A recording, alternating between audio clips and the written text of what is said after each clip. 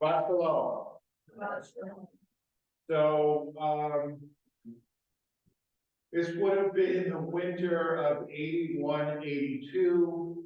I was studying at the Hebrew Union College in Jerusalem, which is on King David Street. If you've ever been next to the door to King David Hotel, sort of diagonally across the street from a building that is known as INCA, right, which is the YMCA. That's where, when I lived there, that was the main soccer stadium in Jerusalem. And I believe me, I have seen high school stadiums that were nicer than the Inca Stadium, but at the time, that was where Major League Soccer was played in Jerusalem. Now they have a nice international class stadium called Teddy Stadium. Is named after Teddy Kollek, who was the mayor of Jerusalem for a long time, and it was under his sort of leadership that they built that stadium. But anyway, my dad and I went to a Beitar Yerushalayim soccer match at the Inca. Okay, yes, exactly. Michael, right? You have to know Israel, right? But sports in Israel are political, right? There are, because the sports team started out of different youth movements that were ideological, right? So in Jerusalem, you have two teams, Beitar, which is right wing, and Hapoel. Hapoel means the worker or the laborer, and they wear red uniforms, and they are left. Okay, and I mean, this is no joke. There's the Beitar, one of the Beitar fan organizations is called La Familia.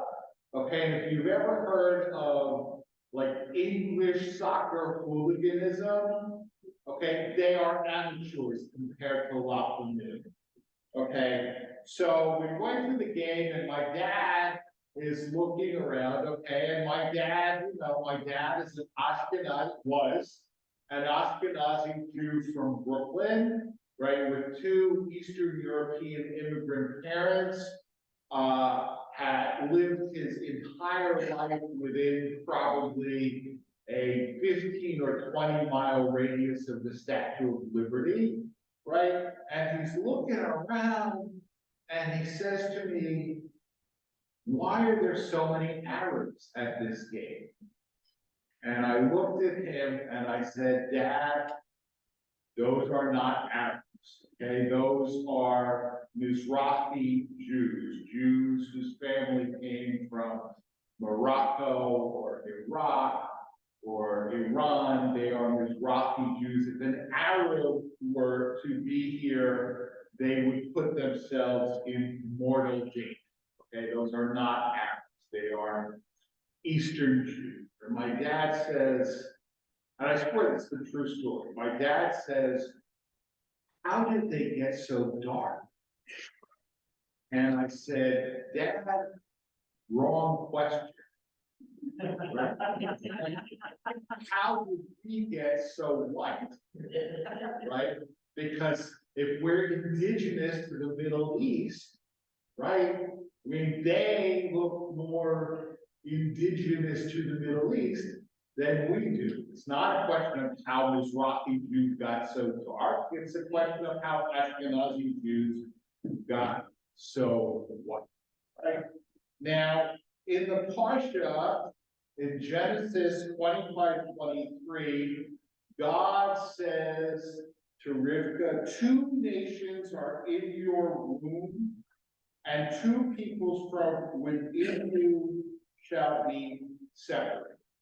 Right now, to get back to our experience at the Beitar game, right? So now, why was my dad so, surprised, misled, whatever? Because the majority of American Jews are Ashkenazi, right? Something like 90%.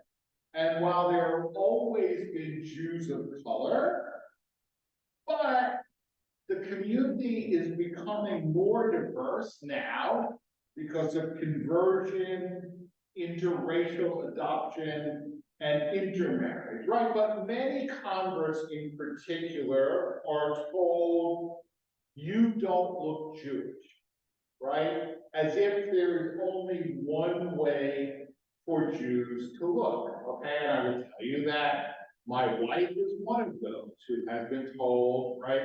You don't look Jewish, right? But if you are a convert and you are told you don't look Jewish and you are insecure about that, the cure is a trip to Israel, right? Because you will look around and you will see Jews of all hues, right? And you will recognize that there is not one way for Jews to look, right? And I will tell you again, that was something that was true of Kelly, but it's also true of Black Jews I know, Latino Jews that I know who are much more, and people should not be uncomfortable because the problem is the people who are telling you you don't look Jewish. Right? The problem is not the people who are being told you don't look Jewish, right? But Israel will quickly disabuse you of any notion that there is one way for Jews to look. Right now, I want to talk about, and again, I don't know, I mean, there is unfortunately a real lack of like local Montgomery County news coverage, right? So some of you may be intimately familiar with what I'm about to discuss, and some of you will have no idea, right? But if you want to like get Montgomery County news coverage, you ain't really going to find it in the Post, right? You have to subscribe to Maryland Matters and Montgomery Perspective and MoCo 360. Those are three that land in my email box quite regularly. So there is an organization called CASA de Maryland, right, which is an immigrant rights group, a very successful immigrant rights group that has a lot of power. And on November 6th, CASA decided that they could not refrain from issuing a statement on the Gaza situation. Right, so here is their November 6th. I'm not going to read the whole thing, but I'm going to read significant chunks that are relevant. CASA stands in resolute and steadfast solidarity with the people of Palestine in their relentless fight for freedom. We stand shoulder to shoulder with countless Black and brown freedom activists from around the world. We specifically condemn the utilization of U.S. tax dollars to promote the ongoing violence. We call for an immediate ceasefire to save all precious life and halt the systematic ethnic cleansing of the Palestinian people. Okay, they went on to say, we join in condemning the outrageous attack by Hamas in Israel. Our hearts go out to the innocent children and families caught in the midst of this horrendous conflict. Okay, but they go on to say, as we dedicate ourselves to building a world where our community can live free from discrimination and fear, we deeply acknowledge the interconnectedness of the struggle for the liberation of the Palestinian people and Black and brown communities in the United States. Okay, lasting peace throughout the entire region. We strongly support the struggle for decolonization, affirming the rights of indigenous peoples and historically colonized nations to reclaim their land. The Palestinian struggle mirrors our own. We firmly assert free Palestine now. Okay. as you might imagine, many Jews were not pleased by this statement, right? And the backlash was quick, and like within less than a day, they took down the statement from their website. They took down the tweets, but they just took it down at that. Okay, the statement was criticized by a number of county council members, including Gabe Albornez and Natalie Fanny Gonzalez, who are the two Latino members of the county council. And Natalie Fanny Gonzalez actually worked for CASA at one point. All 9 Montgomery County state senators issued a statement saying, because most of their budget comes from the state and federal government, right? Maybe it's time to reevaluate whether the state ought to be funding CASA to that extent. And then subsequently, there was a statement signed by, I believe, if not 100%, pretty close to 100% of all the Jews who are members of the state Senate or the House of Delegates also. And all along, CASA, oh, we're sorry, we're going to issue a new statement, right? And as of Thursday morning, they had not issued a statement, so I wrote this sermon, and then immediately they issued their new statement, right? I mean, in the same way that you know, I can, if there's a second day Yom Tov in the middle of the week, right, and we're not sure if we're going to get a minion, I can guarantee we'll get a minion by not rolling the sacred Torah to the right place, right?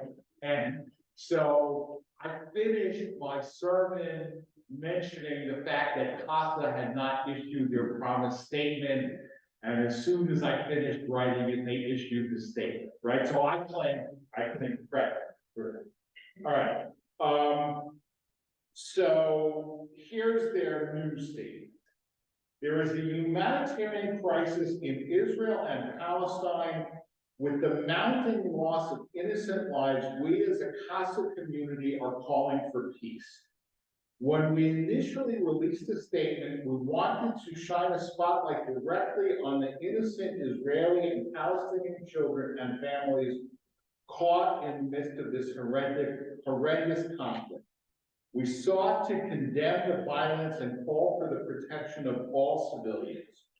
This crisis echoes the violence CASA members have seen in their own home countries, from which many, myself included, have experienced horror, displacement, and the loss of family members. In doing so, we caused dear friends and partners pain.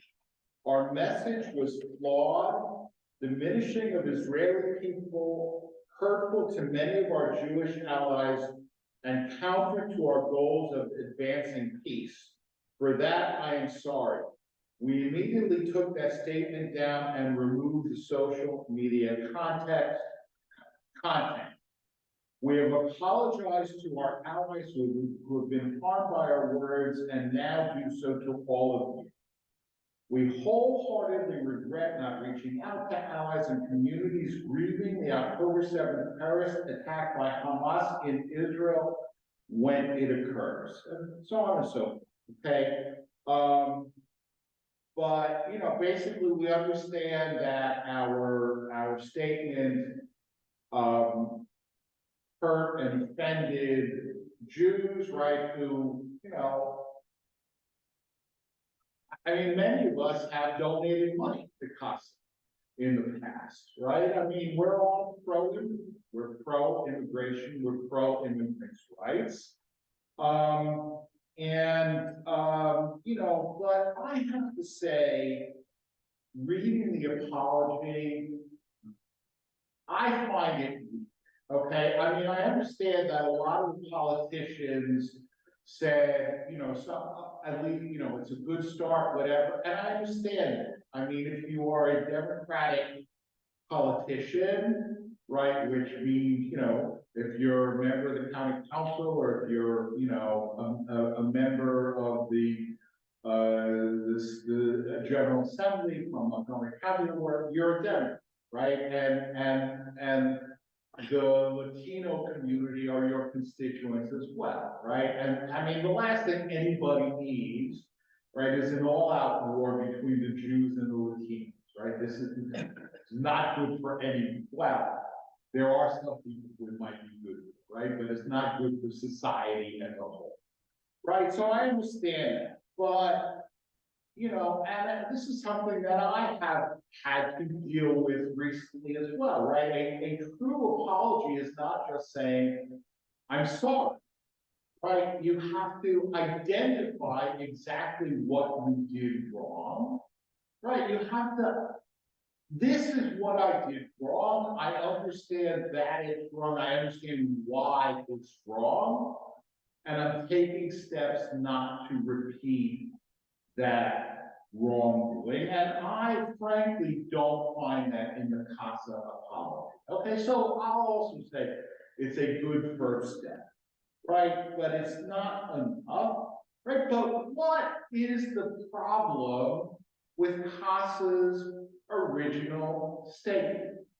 Okay, it's not just that it hurt the feelings of the Jews, right? I mean, sometimes I might say something that I really believe, and somebody's offended by it, okay? And I would probably say, I'm sorry that I hurt your feelings, and maybe even it was the wrong time and the wrong place to say it, okay? But I'm not going to apologize for what I actually said, because I really believe. I'll give you an example, right? Like back in 2014 or 2015, I gave a sermon where I said that Donald Trump had shown himself to be a racist and a bigot and unfit for the presidency, right? And if that offended anybody, right, maybe it was the wrong time or place, right? But I'm not going to apologize for saying that, because I believed it was true then. I believe it's true now, right? And I believe that history has shown that to be the case, okay? And if you're a supporter of Trump, I'm sorry that I hurt your feelings, and I am, okay? And we lost one member over it, right? But I'm not going to apologize for what I said, because what I said was right, okay? Here, they pretty much basically said, we apologize for hurting your feelings, and we apologize for not reaching out and consulting you before we issued our statement, right? But here's the question that they didn't answer. What's wrong with that statement? What's wrong with that statement? It's ahistorical. Please say more. Well, there isn't decolonization because the Jews have been in the land of Judea now, Israel, since before Islam was even a religion.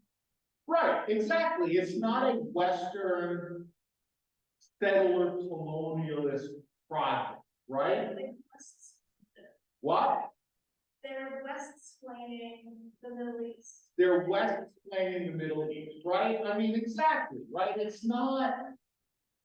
I mean, if you look at the statement, right, we support the Black and brown indigenous people, right? Well, right. I mean, Jews are Black and brown too, right? And some Palestinians are white, right? I mean,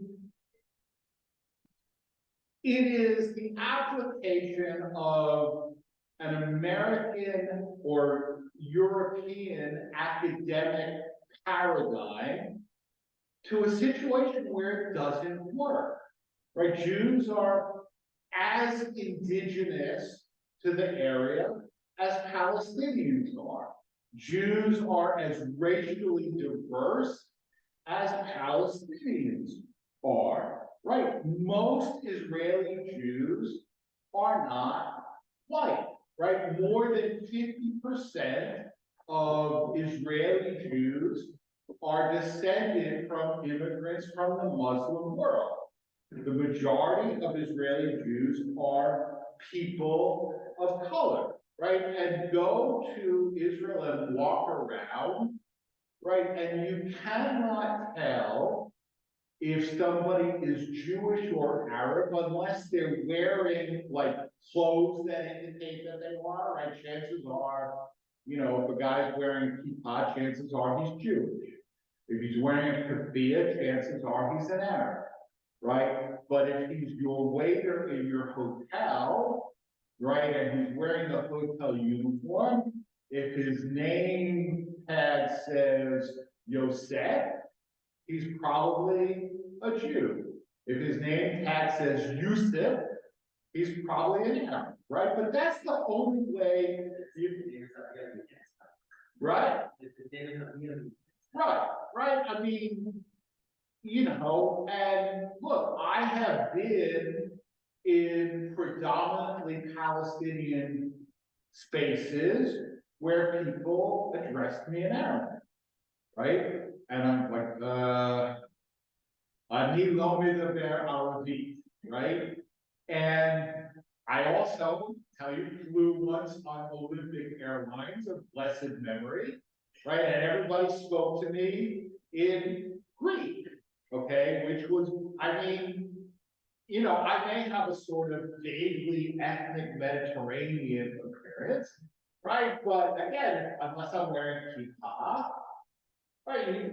If you're Palestinian, you might think I'm Palestinian. If you're Greek, you might think I'm Greek, right?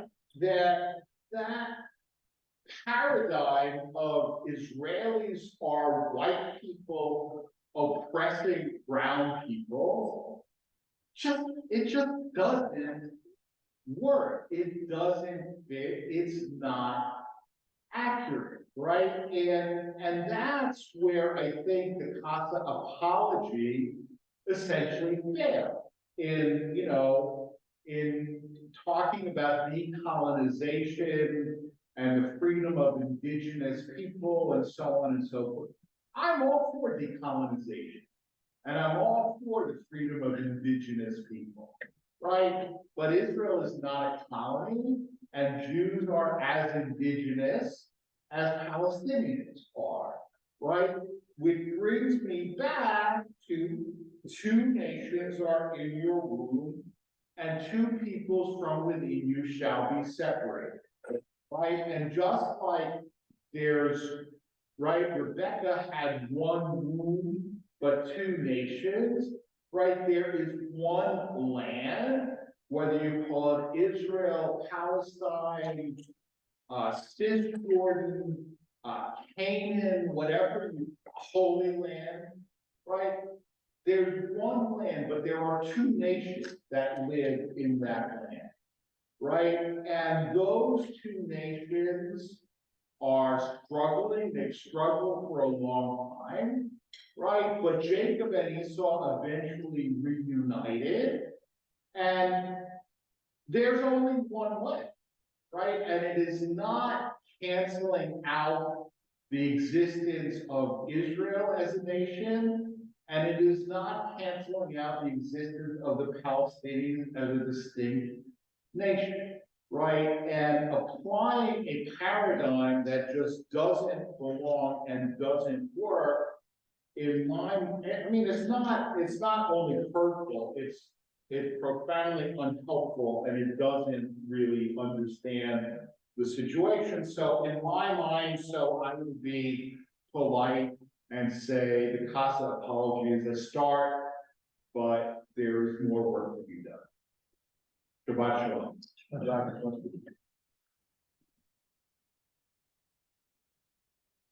Rabbi, Yeah, do you think, I know this is in La La Land, but do you think if Hamas is eradicated, in light of the depth of hurt and pain and despair on both sides, is a two-state ever possible? This issue came up at the end of the movie of Exodus, where there had been friends across the border. And yet there was a whole new generation of haters that came up as a result of all of this. Right. So Dee's question is, if Hamas is eradicated, is a two-state solution possible? Yeah, I don't know. I mean, is it possible tomorrow? No, right? I mean, I think, and this is speaking very personally, right? You've had for a long time the extremists and the radicals on each side strengthening the other, right? I mean, a two-state solution is still U.S. policy, right? And I support U.S. policy, right? I mean, I unreservedly support the way President Biden has handled this crisis, unreservedly. And I think, I don't know if it's possible, right? It's necessary, okay? Not everything that's necessary is always possible, right? But the current situation is untenable, right? And when Israel destroys Hamas, what's the alternative? To continue ruling Gaza forever, right? I mean, Israel itself has said that's not our goal, right? I mean, so I don't thank you for your question. You never do. No, I usually do. I don't know if it's possible. I think it's necessary. I think there is no other solution that could conceivably get us out of this mess. The motivation for my question is based very much on the depth of hatred that's coming now with the new generation because of both sides. Okay, but look at the depth of hatred that there was in Northern Ireland. Right. Right. And conversely, look at, Yugoslavia, where you tried to force several different nations to live within the borders of one state, and it didn't work, right? So if there's a desire, it's possible, right? The question is there a desire? Right. Thank you for All right. Shabbat Shalom. Yeah. That's why I'm here.